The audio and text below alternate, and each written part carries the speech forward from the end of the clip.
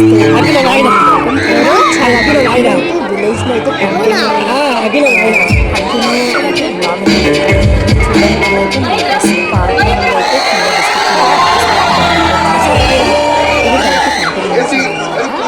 చూసి ఎంజాయ్ చేయాలి నచ్చుతుంది చేశారు. సో చాలా బాగుంది. నెక్స్ట్ చూడండి.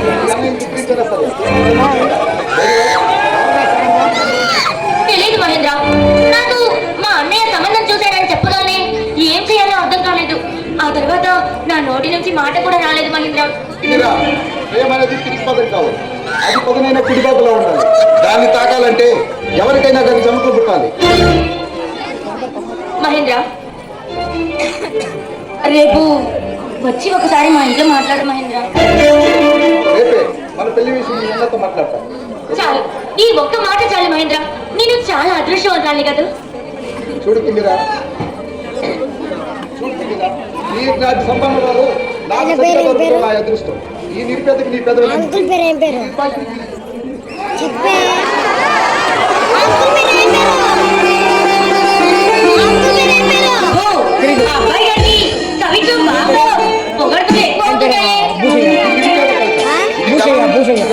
కలం నుంచి రాదు. ఒకవేళ కలం నుంచి వచ్చినా ఇది కాగితం పైకి ఎక్కదు. అలా ఎక్కాలంటే అస్తం ఉండాలి మై డియర్ ఫ్రెండ్.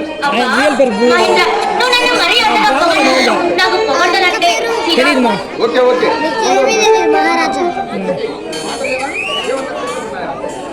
అమ్మా ఆశ అవన్నీ ఇప్పుడేం కుదరవు. అన్నీ మనకి పెళ్ళైన తర్వాతే. అవి అవి అంటే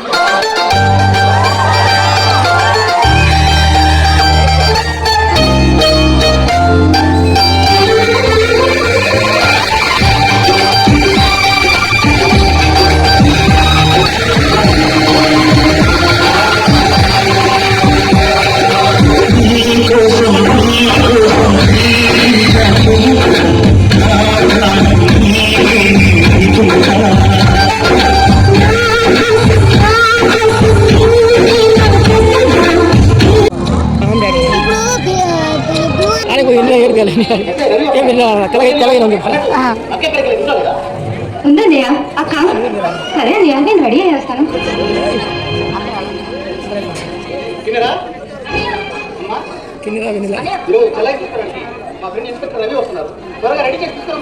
అవునా, అయితే చెన్నై ఇన్స్పెక్టర్ కాబోతుంది అనమాట. రావే, నిన్ను ముస్తాబ్ చేసేస్తాను.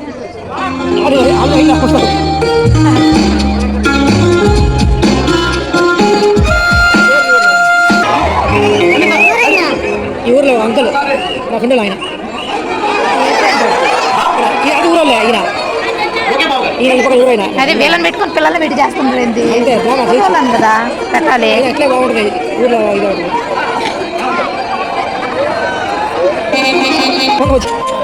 జోక్ చూడు అవంతి పరిచయం చేస్తాను స్వప్న.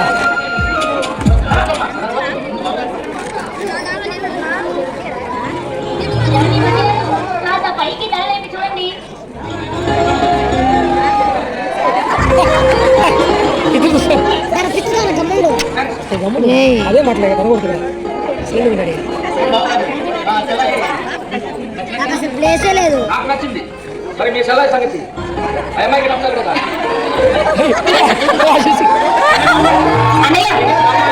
అలాగే మనం వెళ్ళిపోదాం.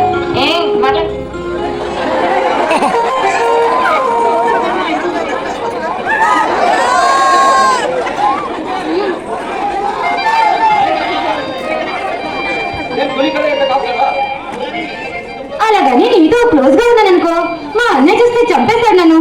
ఇక ముందే మనకి ప్రేమ వ్యవహారాన్ని తెలిస్తే అన్నయ్య రావాలి కాదు. అన్నయ్య అంటే భయం కాదు, భక్తి, ఆరాధన. ఇప్పుడు మీ అన్నయ్య లేడు కదా ఇక్కడైనా. ఆశ అవేమీ కుదరవు. అన్నయ్య అవన్నీ పెళ్ళైన తర్వాతే. అంటే అంతవరకు ఈ కాకి బట్టల మీద ఈ కాకి బట్టల పద్యం కలిగిపోవాల్సిందేనా? కనీసం చుమ్మా అయినా ఏ సుమా అంటే ఏంటి? ముద్దనేది తర్వాత ఇంకా కావాలనేది చిచి వదలండి. అందరూ మనకేసి చూస్తున్నారు. ఆత్రంగా ఏదైనా చేసుకుంటామేమోనని. మన ఆటో వస్తుంది సాయి చిన్న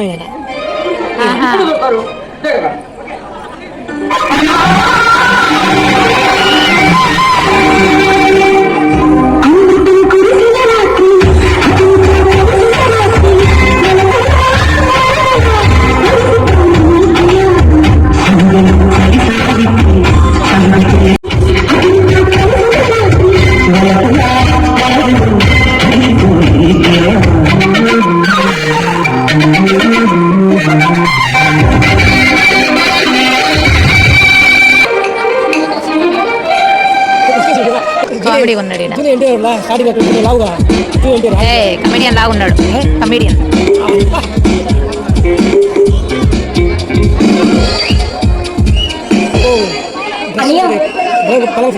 అన్నయ్య ఏమీ లేదన్నయ్య. చిన్ననే తల్లిదండ్రులు కోల్పోయిన నన్ను కంటికి రెప్పలా పెంచి పెద్ద చేశావు. మేము ఏం కావాలంటే అవి ఇచ్చావు. అంతే కదన్నయ్య. మాకు జన్మజన్మలకి నువ్వే మా అన్నయ్య రావాలని ఆ దేవుణ్ణి నా మనస్ఫూర్తిగా కోరుకుంటున్నాను అన్నయ్య. వాయిస్ బాగుంది అన్నయ్య అది నా మనసు ఒకరికి ఇచ్చానన్నయ్య. అవునన్నయ్య. అతని పేరు మహేంద్ర అని. ఈ ఊర్లో ఒక చిన్న వ్యాపారవేత్త. మన స్థాయికి ఎదగలేకపోయినా ఎదగాలనే పట్టుదలగల మనిషి. నువ్వు ఒప్పుకుంటే చూడయ్య, చిన్నతనంలో మాకు ఏం కావాలంటే తీసుకొచ్చావు. నేను బొమ్మ కావాలంటే తీసుకొచ్చావు. తర్వాత ఆడుకునేది తినేది ఏది కావాలంటే అది ఇచ్చావు. అలాగే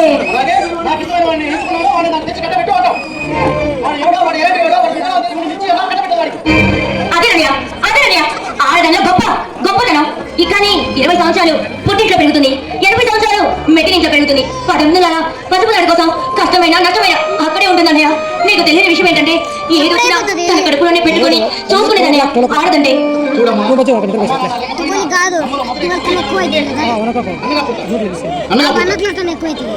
జీవితాంతం తమ చెల్లెలు ఒక ఇంటికి కావాలని సుఖసంతోషంతో ఉండాలని ప్రతి అన్న కలగంటారు. అలాగే మీ ఇద్దరిని నా రెండు కన్నా పెంచాను. ఇద్దరు ఏ ఒక్కరికి బతకవినా ఈ అన్న మార్చుకుని నేను చూసిన ఆ కరెక్ట్ సంబంధం చేసుకోము అన్నయ్య. పుట్టింట్లో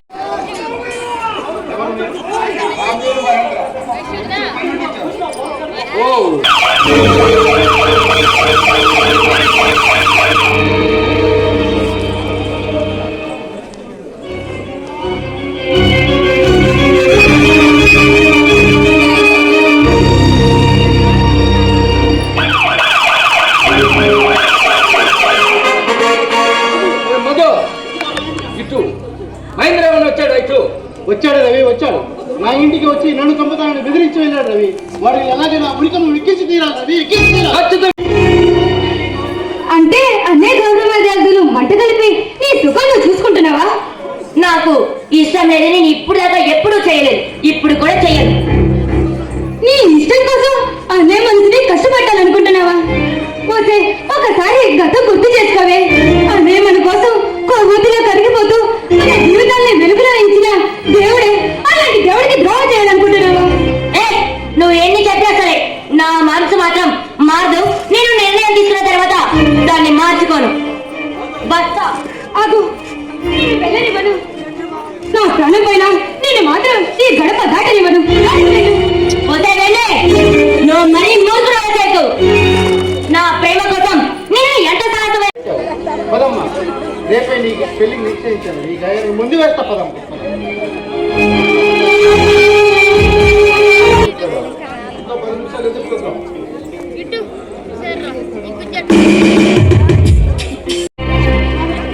ఇదిరా, ఈ మహిళలు నీకు ఎలాంటి అవుతారని నా ప్రాణానికి ఆ నమ్మకంతోనే నేను మీ వద్దకు వచ్చాను.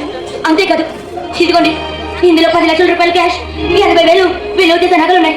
వీటితో పాటు నా సర్వస్వాన్ని కూడా నీకే అర్పిస్తున్నాను. నన్ను నీట ముంచినా పాలు ముంచినా నీటే పాలు.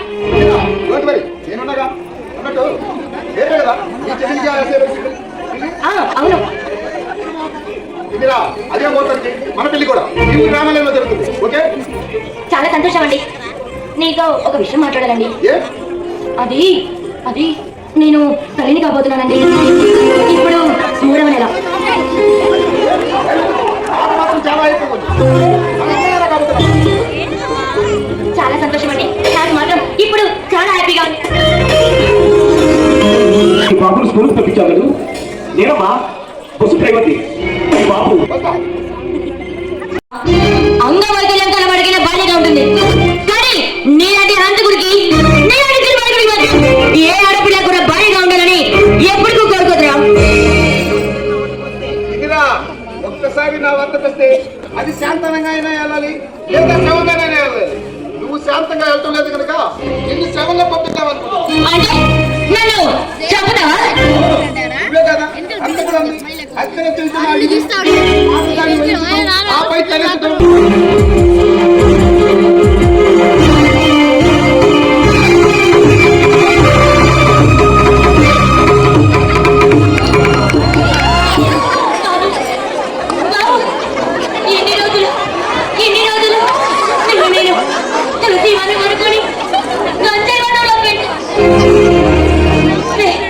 నువ్వు అనుకుంటున్నా మీ నాన్న అంత మంచి వాడు కాదు.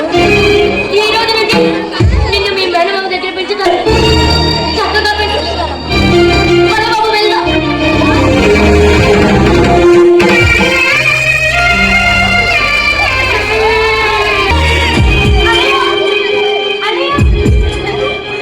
అన్నయ్య, ఎవరు?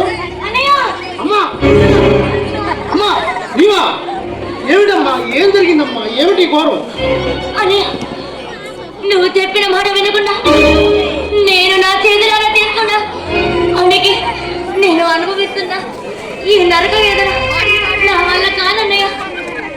ఏమిటమ్మా ఈ ఘోరం? ఎలా జరిగిందమ్మా? చెప్పమ్మా, చెప్పు. అన్నయ్య, నువ్వు నాగపాము కాట వేస నాగపాము అని చెప్పిన నీ మాట వినకుండా నిన్ను కాలదని ఆ దుర్మార్గుని పెళ్లి చేస్తున్నానమ్మా.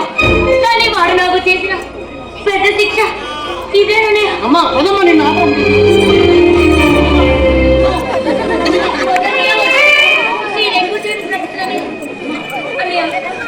ఈ బాబు తెలుసా నీ వేదనలు అన్నయ్య. ఇక నుంచి వీడి బరువు బాధించండి. నువ్వే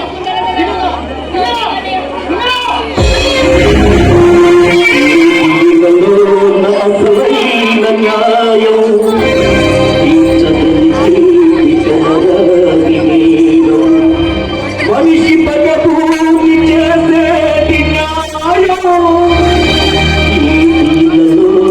అసలైన న్యాయం.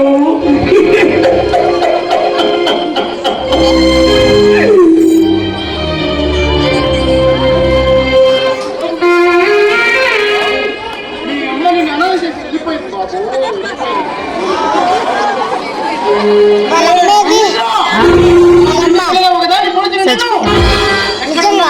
నాటకంలో కోసం ప్రళయకాల రాముడినై మీ పాప వ్యూహాన్ని పిండేస్తారా? ఇన్నాళ్ళు ఎందరికో ప్రాణదానం చేసి దేవుడిగా నిలిచిన నేను ఉండుండే. మార్గాలు చాలా ఉన్నాయి. కావాలనుకుంటే ఈ రాష్ట్రాన్ని కొనగల దమ్ముతో మిగలవని. ఇక్కడికి ఎందుకు వచ్చావు? ఎంతైనా కోడలు కదా మర్యాద చేద్దామని. మర్యాదగా బయటకు వెళ్ళు.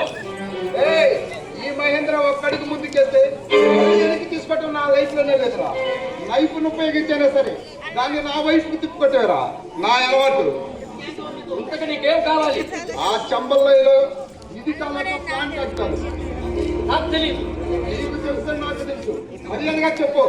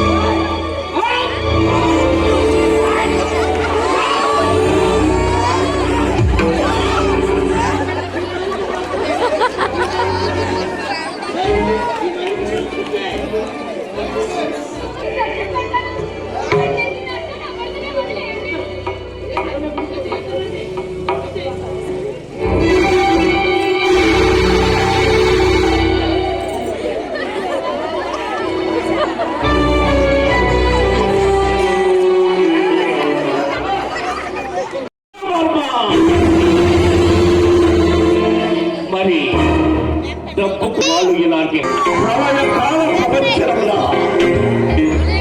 పక్కకు ప్రతీకారంతో వస్తున్నారు.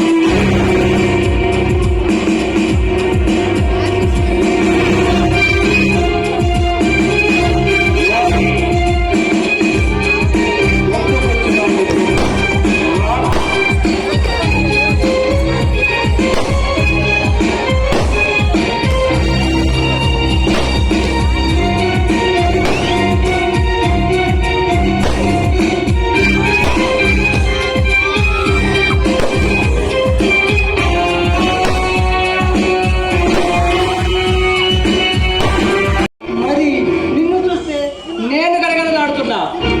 నిన్ను కన్నా నీ అబ్బాయి ఎవడో కానీ 100 మంది ఖైదీల చేత సేవలు చేయిస్తా చూస్తా.